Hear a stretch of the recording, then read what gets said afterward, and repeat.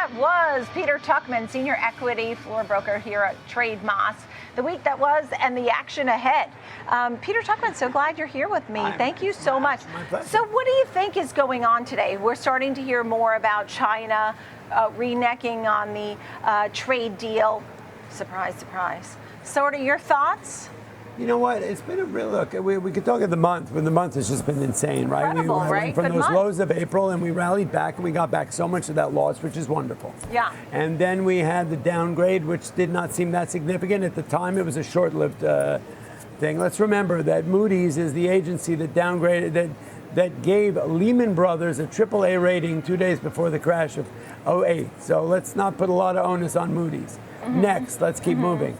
And then we saw the EU, and I want to mention the EU because when he imposed, we had sort of a quiet time about tariffs. We didn't mention them. The market was sort of sideways, didn't know what the next move was.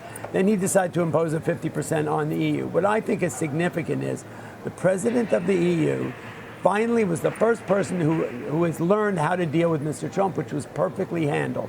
She immediately got on the phone, called him, and said, "We're ready to make a deal. Right. We need a little more time. Can you give it to us?" He said, "Thank you for the call. I'll give you to July 9th and we'll make a deal."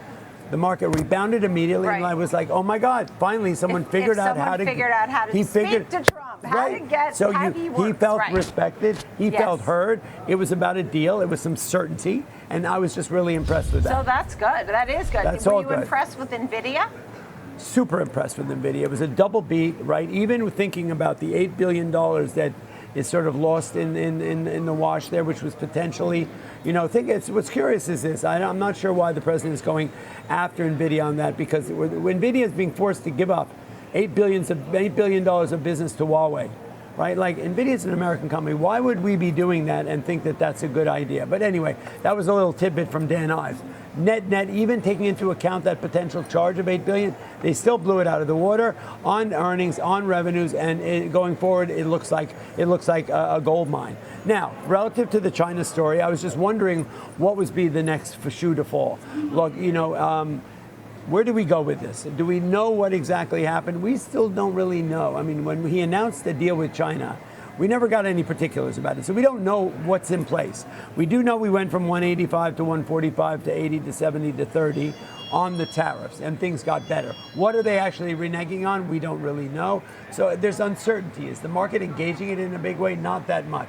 I kind of think that the investment community is a little bit jaded or a little bit distrusting about they're not emotionally responding like they did a month ago or 2 months ago with every tweet and every comment about China, about tariffs, right? We're not getting those huge thrusts up and thrusts down in the market. I think people are just trying to stabilize, and they're patient, right? They're not reacting.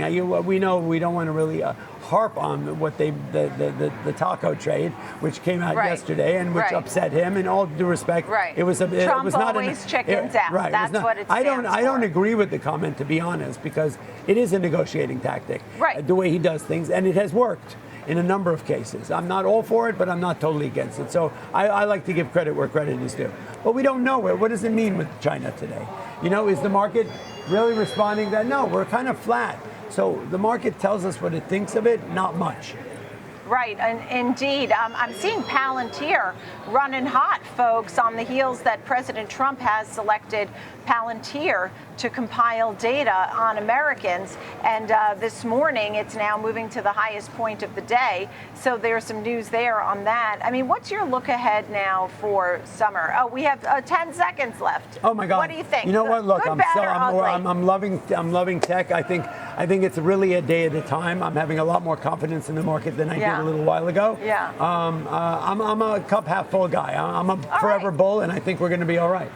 And we're thrilled that you're able to join us. Peter Tuchman of Trade Moss, thank you so much for being here. And thank you, friends, for joining me here on Morning Trade Live.